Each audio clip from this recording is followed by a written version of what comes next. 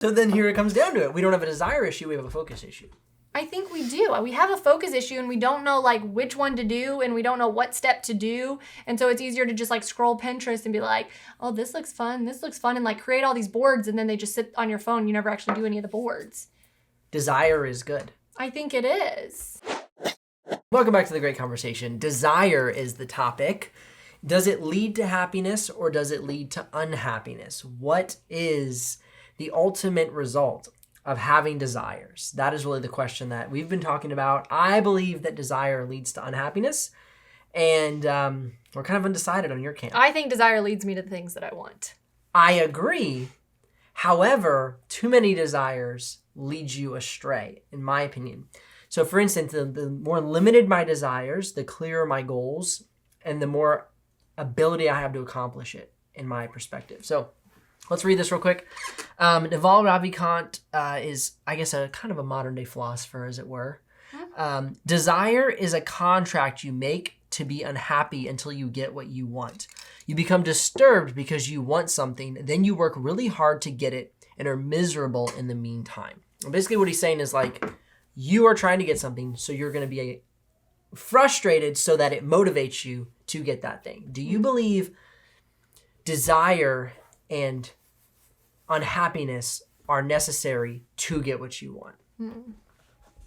I think in your case, when it comes to your business, it's what has led you to the success of your business. It's been my number one motivation. That we were unsatisfied making very little money. Very little. And we were uncomfortable. Yeah. And that is what led you to start your business and for your business to be successful, for you to push through that. And it was either accept our condition and be happy or get something else.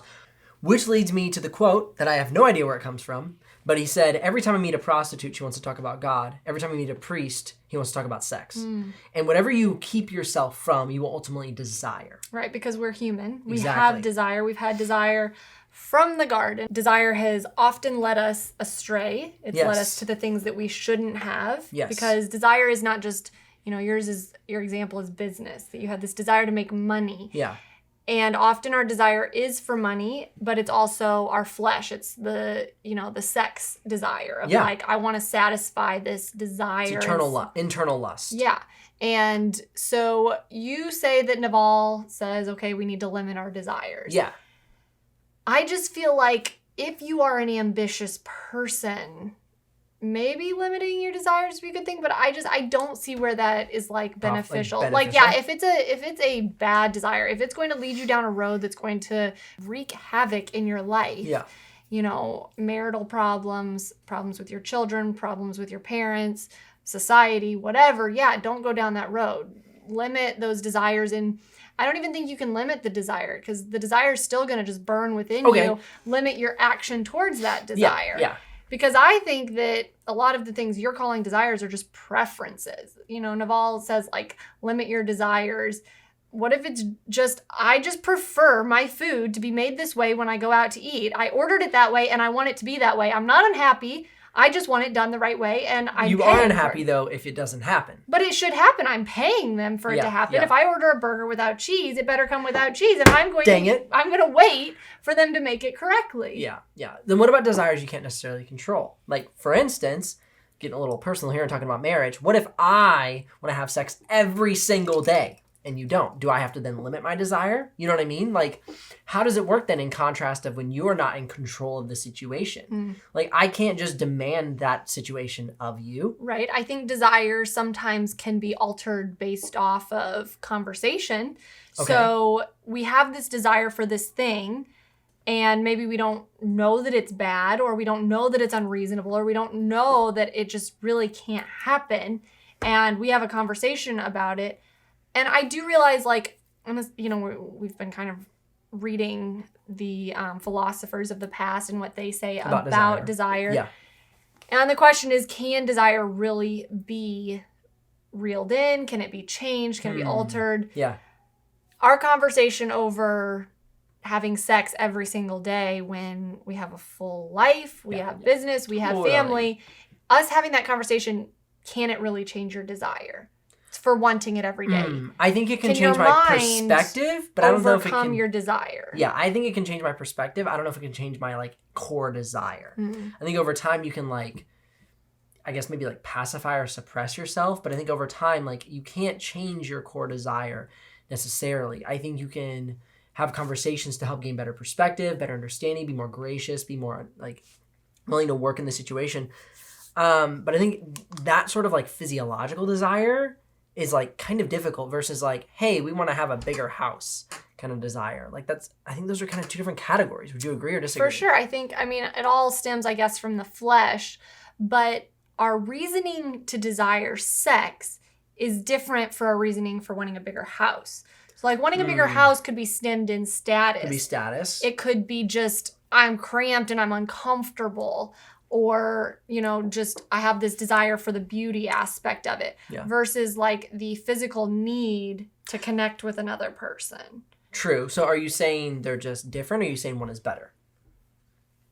I don't think one is better. I think they are different, and one is easier to control and one is easier to psychologically take hold of and change. Because once you change it, it's changed. Like once you meet the desire, you're there, right? The desire doesn't need to be fulfilled over and over and over and over. Also, like we'll take an example for like the wanting a bigger house for status. Yeah. And as we change as humans to mature out of this competition in this world of I need to survive in this status mindset. Yeah, it's a zero-sum game of status. Right. Yeah. Once we like grow past that and realize, okay, status isn't actually going to feed my need as a human, then maybe we can stop desiring that. Or we can change that desire into desiring something that is statusy that maybe would fulfill us more than just a big house. Okay. So certain desires can have adjustments based on intellectual understanding. I think so. By our understanding that status will never give us more satisfaction, we will never be able to... Us personally. Right. We'll never be able to keep up with the Joneses because the Joneses will always change. Then we, based on maturity, can understand that status is a zero-sum game and therefore is not worth our pursuit. Right. So therefore we cannot obsess on status, therefore alleviating our desire. Right. But then just like down to the bottom of like the desire and need for food, for shelter, for sexual intimacy. Those are core fundamental human experience desires that you really can't change. I don't think so, yeah. Okay. I mean, we're always going to need food. We're always in desire food. We're always going to like desire protection. We're always going to desire... multiplication. Yes, which is survival of the human race. Exactly. Yeah. And so those desires, I don't think that they should be changed. They should just be aimed at the correct thing. So like obviously in our marriage, the sexual need of like us being committed in our marriage. And we're the only sexual partners that we'll have for our life. Exactly. And to find it in other places is in essence betraying that companionship in that relationship. Right. So that desire should just remain committed in the same area. And work very greatly to make sure we're both on the same page, satisfied and moving forward. Yeah. Because I think that's the hardest part is like if there's different satisfactory goals in that, that can be where the struggle comes. Right. Which is why yours is more of like this, just like sexual desire. Mine is this more intimacy desire. I need to be dating you in order to have your desire increase for that in our marriage. Right. And so when Naval says like we need to like minimize our desires, those desires aren't really even in question. Those can't be minimized. Like I don't think they can. Okay, yeah. But then where you talk to me is like, Annabelle, you should stop desiring when we go out to eat for your order to be exactly the way you ordered it. And I'm like,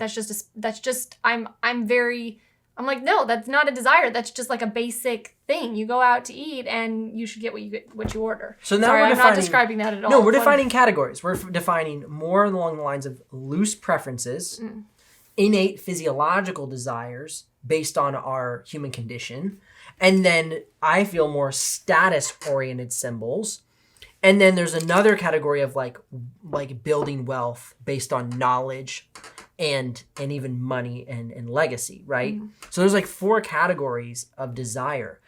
2 are healthy, or 3 are healthy, 1 is unhealthy. Well, 2 are healthy, 1 is complicated, and 1 is unhealthy, right? Okay, so the physical, the preferential, the long-term idea of like building wealth and legacy and doing something that's not based on status. So what would those desires be?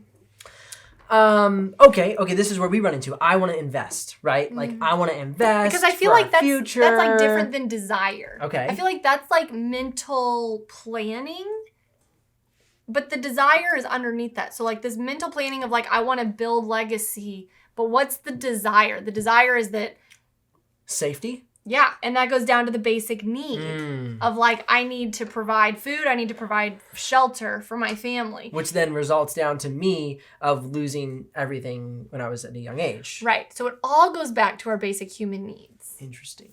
If you're truly not wanting to build that legacy because of status. So status is really the key indicator of a non-base desire.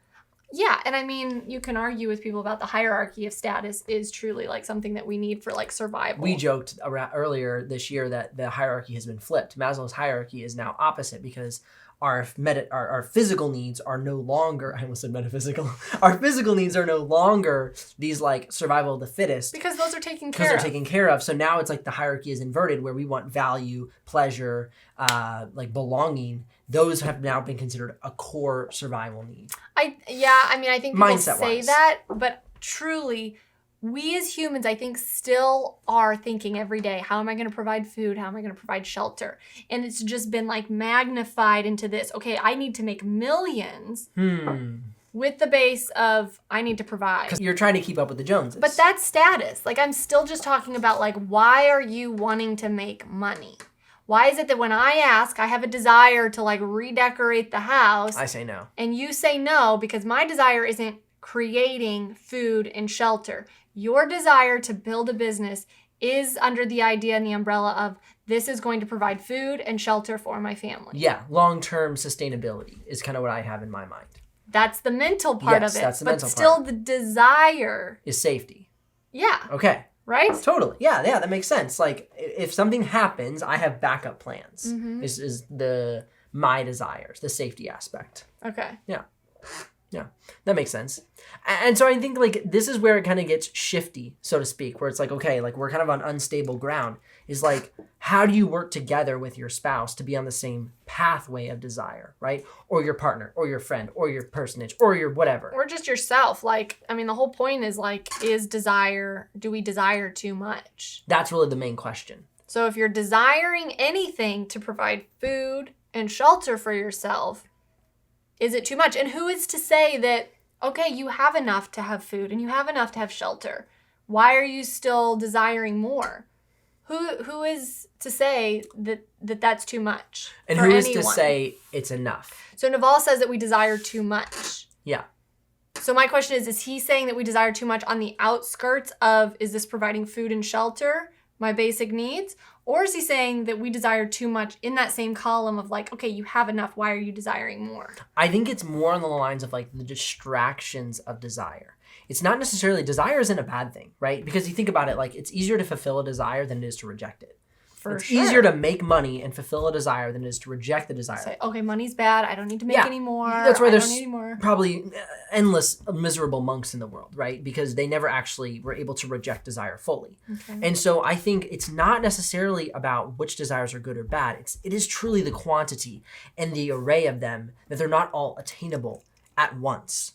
So they're making people unhappy. Exactly. So by limiting, you are then having a stronger focus. And eventually, if you can meet that focus, maybe the other assorted ones can be met. But if you never pull in your focus, if you're always so distracted with feeling like you're meeting your desires at the plethora that they exist, then you won't actually be able to get to the core of it. And that's really what it boils down to. Like when I decided that I was going to start my business and really work hard and try and make money, I stopped caring about fashion, which I cared a lot about in college. I stopped caring about like going out and biking, which I cared a lot about in college. I stopped caring about a lot of things, which then allowed me to meet my goals. If I would have been obsessed with all the things I was obsessed with at college, which got me to a place where I didn't make money, right?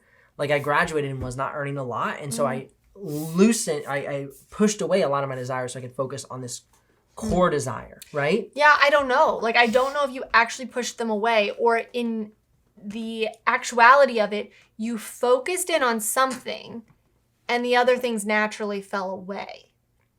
Yes, I would agree. You didn't say, I'm going to stop caring about the way that I dress in the morning. I'm going to stop caring about biking every day. I'm going to stop caring about making my own tea, like homemade tea. Yep. I am like, you didn't push those desires away. You just said, I have to do this and I have to do it every day. And those naturally fell away. Because I feel like if you focus on like pushing things out of the way, then you're just filling your day with more thoughts of like, oh, darn it, I'm thinking about biking. I can't be thinking about that. Instead of like, okay, I'm going to think about this one thing and I'm going to focus and I'm going to go after it. And that naturally meant other things fell away. Your family is important and your business is important, and so the other things just there was naturally no time. Room. So it's the parable of if you sweep your house and get rid of 7 demons, or get rid of 1 demon, 7 will come back. If you don't replace it with something, and you don't aim towards something, you can sweep away everything you want. It'll all flood back in because you haven't pushed yourself forward. You can't just I don't think you can sit around and be like, man, which is why monks, I just desire too much. Let me clear all this out. Okay, I shouldn't be desiring to wear cute clothes. I shouldn't be desiring to redo my house. I shouldn't be desiring to go out with my friends and drink and like I can't do all that. Okay, then what am I going to do? Okay, now I need to go find something that I'm going to do. And then you like start thinking about everything again instead of being like, okay, I have all these desires. Which one do I want to do? I'm going to focus in on it. I'm going to go after it. And naturally, I feel like those things would just not fit in anymore. So then here it comes down to it. We don't have a desire issue. We have a focus issue. I think we do. We have a focus issue and we don't know like which one to do and we don't know what step to do. And so it's easier to just like scroll Pinterest and be like, oh, this looks fun. This looks fun. And like create all these boards and then they just sit on your phone. You never actually do any of the boards. Desire is good. I think it is. Focus matched with desire can ultimately reach your end. So for example, for you, for a man, before we got married, obviously a sexual desire, right? You didn't just say like, okay, I can't have a sexual desire anymore. It's like, no, I'm going to focus in on like finding someone that I want to be with forever. Yeah. We decided to get married and that sexual desire is still there. It's just focused in on one person. Yes. So naturally, all the other women should fade away, right? Yes. Because you're focused in. So, unfortunately for you. Unfortunately for me, it's all focused on me. Yes, but again, it is focused, and so then the other things can fall away because now you're not having to worry or consume your mind with trying to decide between 10 different women, right? At college, it was like, oh, it could be her, it could be her, it could be her, it could be her, it could be her. Then it became you, right? And so then the focus can go and can really be focused there. Same with like finding work that is profitable, provides for your family, get focused. A lot of people, though, work hard, but still have desires. Is their work boring? Why can't they stay focused on their work? Why can't their work be the satisfying thing? Let's talk about all the lawyers and doctors of the world who drive super fancy cars and have to have the bigger house and have to have the nicer watch and the nicer suit. Are they miserable with their work? And so it doesn't fulfill that desire, that focus? Because we see a lot of that and then they end in what? Destruction, or not all of them, but a lot of them end in suicide or divorce or disappointment. Right. Was the job not good enough? And so that's where my thing is, like, you have to find something good to desire so it's fulfilling. Yeah. And I think we're preached at to think that way, this whole work-life balance that you say, that a physician goes to work and that's his work. And then he comes home and maybe he's not satisfied in his home and he doesn't know how to like blend the two in a healthy way that society would not mock him for. That maybe going after his work, I mean, he spent 12 years becoming a physician. Yes. That was enough. Now just go to work, then come home and try to do family life. And he's like trying to like figure this work-life balance out instead of being like, okay, I did do 12 years of school, but now I'm going to go further and I'm going to... Oh, so he gets bored. Maybe he does get bored. Maybe, I mean, physicians have obviously this tenacity of learning and going further, but then after the residency, they're just told that this is what you're going to do for the rest of your life, and that's okay, and you went to school long enough, and maybe they do have this desire to like learn more and go further, but they're told that at this point they should have a work-life balance, and that if they work more than just their allotted hours, they're being ridiculous. Okay, here you go. They do end up working more, right? But they end up working more simply for profit. And so rather than like, but here's the thing that I think in my head, okay, they're already working, let's say 60 to 90 hours a week, right? Like, you know, growing up, your dad was always at the hospital. He was a physician. What if he pulled back his hours, made less money, worked 50 hours a week, but then added 10 hours for further education and then only works 60, but it stays interested. Right. Or creating another business part. Not being so focused right. on maximizing profit, but maximize the wealth of knowledge and learning. Yeah. Yeah, to make his business go further than just I see patients, I take care of them at the hospital, and then I come home. Numbers are profit, not ideas and concepts. Right. Ideas and concepts mean building a business right. rather than how many patients can I get through the door. Mm-hmm. Okay, so then desire, coming back to desire, are you desiring the correct things? Are you desiring building your knowledge and your wealth, which ultimately is more fulfilling than ever finances can ever be? Right, instead of like, okay, I need to work this many hours, and then I can buy the boat that I want. Because I'm so bored after learning 12 years and now doing it for a decade and now doing it for 2 decades and yada, yada, yada. Right. Now the third wife, or I'm just being funny. And I mean, not even physicians that maybe don't have a ceiling, but somebody that works for a business and feels like, okay, this is my job. This is all I need to do. And I can make a paycheck and get home. And in that sense, like the desire to have another way to be mind their own business, as Robert Kiyosaki says. Yeah, for like, sure. Okay, that's work. That's fine. And I'm going to do that well. But then I need to mind my own business at home and take charge of my finances. And what am I learning at home to further, this desire aspect of my life? Because I want to make more. I want to attain more. Side projects are not always a financial gain. Side projects could be an intellectual gain. Right. With the benefit of which could be, finances. It could have a benefit of finances. It doesn't always. Right. Like what we're doing here. Like this is an intellectual exercise. This is an enjoyment of conversation, hoping to encourage others into things like this. And there may be a financial additive to it at some point, but for now, there's nothing at all. Right. And so what can you do on your weekends rather than fall into a ritual of no learning, fall into a ritual of learning, of growth, of self-development. So that way your desires can be poured into something constructive rather than something of consumption. Yeah, because I think the problem with what Naval was saying is that then we just get focused on the removal and, okay, lash on the back. I want something again. Yeah. Instead of being like, okay, that burning desire inside of me to want something could be put into something that could actually do something for other people and not just like, okay, I want something and then it lets me down and okay, that new pair of shoes wasn't that satisfying. Absolutely. Actually. Now I need another pair. Absolutely. And I mean, we are just taking one single thought out of his entire conversation. Right. So if you want to watch that, it's Naval Ravikant. It's How to Get Rich is the podcast, and you can find it on YouTube or Spotify. And it's just this concept of what you can do to build wealth, whether wealth of knowledge, wealth of relationships, wealth of money. But that one concept really stood out to me. We've been toying around back and forth with each other, trying to understand what we feel about it. And this conversation has led us to like a way deeper thought process than it's just about desire. It's about focus. Really more than anything, because focus helps you get lasered and then other desires fall away. We should just end it there. You can just go out. I'm out. And we'll see you guys next time on The Great Conversation.